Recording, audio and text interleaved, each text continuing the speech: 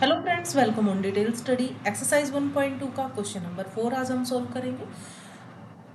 Question number 4 में हमें दिया गया है, जो ये हमें एक डायग्राम दिया है उसी के अकॉर्डिंग हमें ये क्वेश्चन सॉल्व करना है। क्वेश्चन 4 कहता है other room in the house, इस घर में दूसरे भी और रूम है। रियांस room door lead for the dining room which has the length 18 feet and width 15 feet. The length of the dining room extend from point P and A. Sketch the dining room and make the coordinates of its corners. Actual में friends जो कहा गया है वो इस diagram को हम फिर से देखिए, ध्यान से देखते हैं थोड़ा और फिर इसे हम सोल्व करेंगे।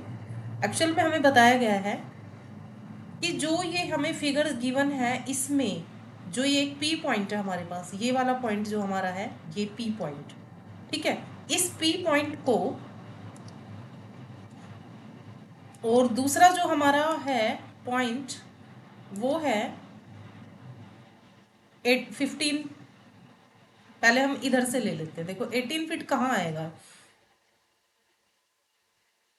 ये देखो ये 12 वाला पॉइंट है और ये हमारा जो है पी पॉइंट है, ठीक है।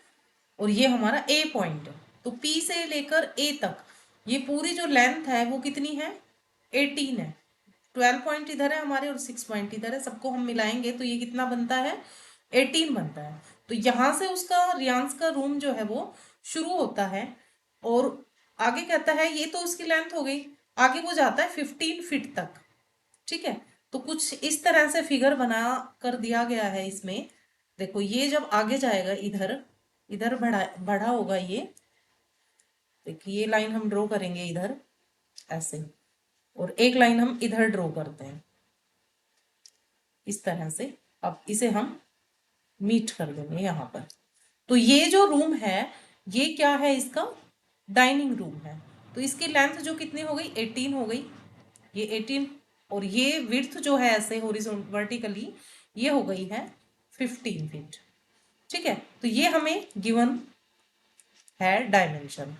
अब वो कहता है length of the dining room extend from point P से हमने बढ़ा दिया और ए से हमने दोनों पॉइंट से डाइनिंग रूम को बढ़ा दिया। तो इसके कोऑर्डिनेट हमें जो है वो फाइंड आउट करने हैं। तो इसके कोऑर्डिनेट फ्रेंड्स हमें फाइंड आउट करने के लिए स्केच उस पर अपने ग्राफ पर जाना पड़ेगा, क्योंकि यहाँ हमारे पास कोऑर्डिनेट नहीं है नीचे की साइड, ठीक है। तो ग्राफ पेपर की ओर मूव करते हैं और फिर हम इसके कोऑर्डिनेट्स जो है वो फाइंड आउट करेंगे। फिगर में कैसा बना है वो मैंने आपको यहाँ पर दिखा दिया है।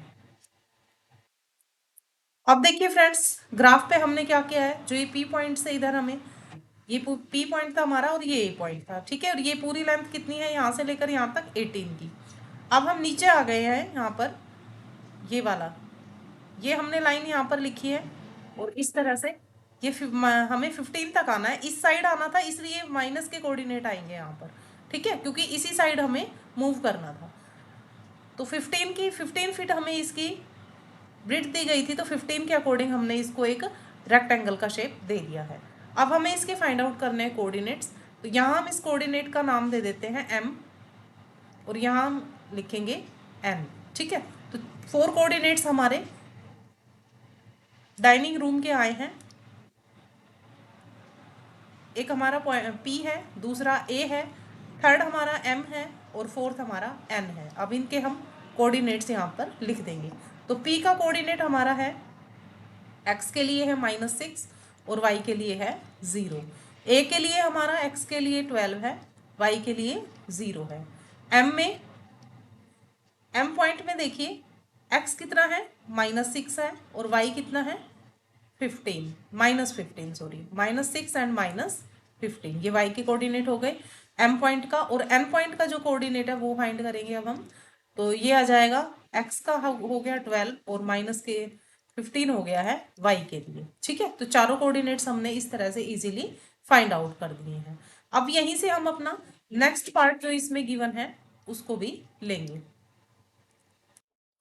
अब देखिए फ्रेंड्स, सेकंड पार्ट के लिए हमने यहाँ पर फाइंड आउट करना है कि place a rectangular 5 feet 3 feet dining table precisely in the x centre of the dining room, right down the coordinates of the feet of the table. अब जो ये हमारा डाइनिंग रूम आया है यहाँ पर, तो डाइनिंग रूम हमारा है PAMN। ठीक है, इस डाइनिंग रूम के अंदर हमें क्या डालना है, एक टेबल डालनी है। और टेबल का डायमेंशन हमें गिवन है 5 फीट एंड 3 फीट, यानी 5 फीट उसकी लेंथ होनी चाहिए और 3 फीट उसकी ब्रेड्थ होनी चाहिए। तो सबसे पहले तो हम PA, अब इसमें देखो यहाँ पर चारों लाइनों का हम सेंटर पॉइंट निकाल लेते हैं पहले। तो PA जो हमारी है, P से लेकर A तक, यहाँ हमारा कितना बनता है 18, लेकिन प्लस माइनस है तो उसके अकॉर्डिंग हम इसका सेंटर निकालेंगे। तो इसको लिखेंगे हम, इसके कोऑर्डिनेट थे -6 जो था वो था वाई एक्स के लिए, और प्लस में इधर जो इसकी लेंथ है वो है 12,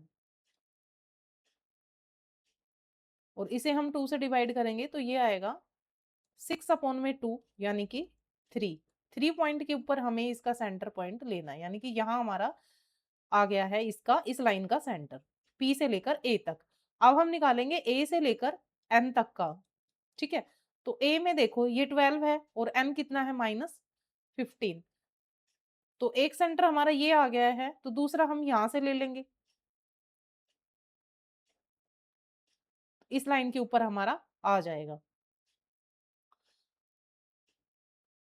तो इस लाइन का ले लेते हैं हम, वर्टिकल जो लाइन है हमारी उसका, और वर्टिकल लाइन में हमारे जो कोऑर्डिनेट्स हैं वो है 0 और -15, इस लाइन का, जो ये लाइन हमारी है इसका,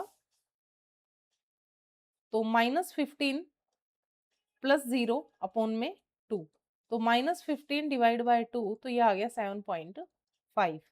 7.5 यानी इस लाइन पे जो हमारा ये जो लाइन है, इस लाइन के ऊपर जो सेंटर हमारा यहाँ पर 7 और 8 के बीच में बनेगा, ये वाला पॉइंट जो होगा वो क्या होगा 7.5, यानी कि ये यहाँ पर इधर आएंगे हम, यहाँ 7, ये हमारा बिल्कुल centre of the room point हमें मिल गया है।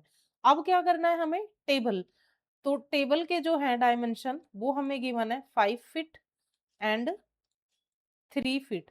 अब उनका हम हाफ डायमेंशन निकाल लेते हैं, half dimension of the table. तो 5 का हाफ कितना हो जाएगा फ्रेंड्स, 2.5 फीट, एंड 3 फीट का हाफ हो जाएगा 1.5। तो ये लेंथ है और ये ब्रेड्थ है। तो इस पॉइंट से जो ये सेंटर पॉइंट आया है हमारा, इधर हम 2.5 जाएंगे। ठीक है, 2.5 इधर जाएंगे, और 2.5 जब हम इधर मूव करेंगे तो हम यहाँ आ जाएंगे। अब 1.5 हम जाएंगे वर्टिकली पूरा, और एक पॉइंट आधा, और 1.5 ही हम जाएंगे नीचे इधर। ठीक है, तो ये हमारा आ गया है 1.5 1.5, यानी ये हो गई है लेंथ और ये हो गई है ब्रेड्थ।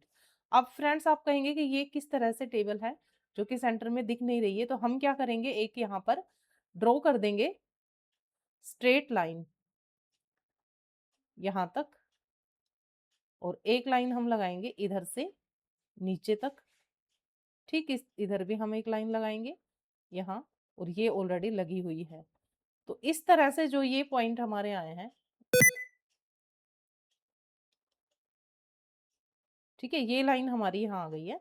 तो इस तरह से जो ये हमारे पॉइंट आए हैं, तो ये चारों पॉइंट से ये सेंटर में जो है टेबल हमारी आ गई है, डाइनिंग टेबल। तो इसका भी नाम आप लिख सकते हो कोई भी, जो हमारे इस क्वेश्चन में रिपीट ना हुआ हो, तो इसको हम लिख देंगे जी। शायद ये पॉइंट्स आ चुका है, तो ये नहीं लिखेंगे हम फ्रेंड्स, कुछ ऐसा लिखेंगे जो इसमें आया ना हो, ताकि जो पॉइंट है ना वो रिपीट ना हो।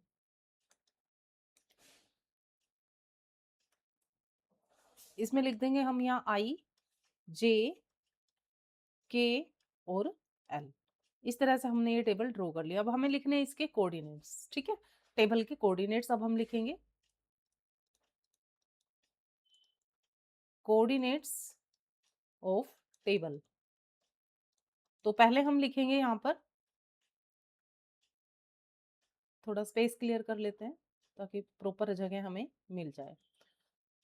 तो एक पॉइंट हमारा फर्स्ट है I, तो I के लिए देखो यहाँ पर हम आए हैं, 9 पॉइंट हो गया हमारा। ठीक है, क्योंकि 7.5 था और उसमें हमने जोड़ा था 1.5 इधर। ठीक है, तो इस पॉइंट के लिए हम लिखेंगे 9 एंड 2.5, यानी 2.5 एक्स का हो गया कोऑर्डिनेट। ये वाला पॉइंट है ना हमारा। देखिए फ्रेंड्स, यहाँ पर मैं आपको मेंशन करना भूल गई थी, यहाँ जो हमने लाइन लगाया है ये वाला, तो ये एक्चुअल में तो ये 0 से लेकर 3 तक तो 3 है, बट हमने इस पॉइंट से इसको 2.5 तक मूव किया है इधर। तो यहाँ पर जो लाइन आएगा वो उसमें 0.5 यहाँ रिमेनिंग रहेगा। ठीक है, तो जब हम इसके कोऑर्डिनेट्स लिखेंगे तब हमें इस बात का ध्यान रखना है।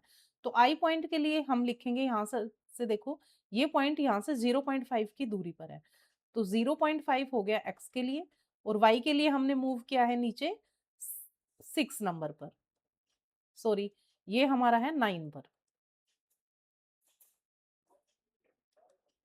ठीक है, एक पॉइंट ये आ गया हमारा। अब हमारा दूसरा पॉइंट है यहाँ पर ये जे पॉइंट। तो जे पॉइंट के लिए हम लिखेंगे, जब हम इधर एक्स के लिए गए हैं तो यहाँ हमारा देखिए 3 था, ये सेंटर पॉइंट 3 था, और इधर हम 2.5 मूव किए हैं तो ये आ गया है 5.5। और वाई के लिए हमारा कोऑर्डिनेट क्या है 6, क्योंकि हम इधर से तो 6 पर है। आगे अगला पॉइंट हम लेते हैं के पॉइंट। के लिए देखो यहां पर सेम वही रहेगा 5 पॉइंट।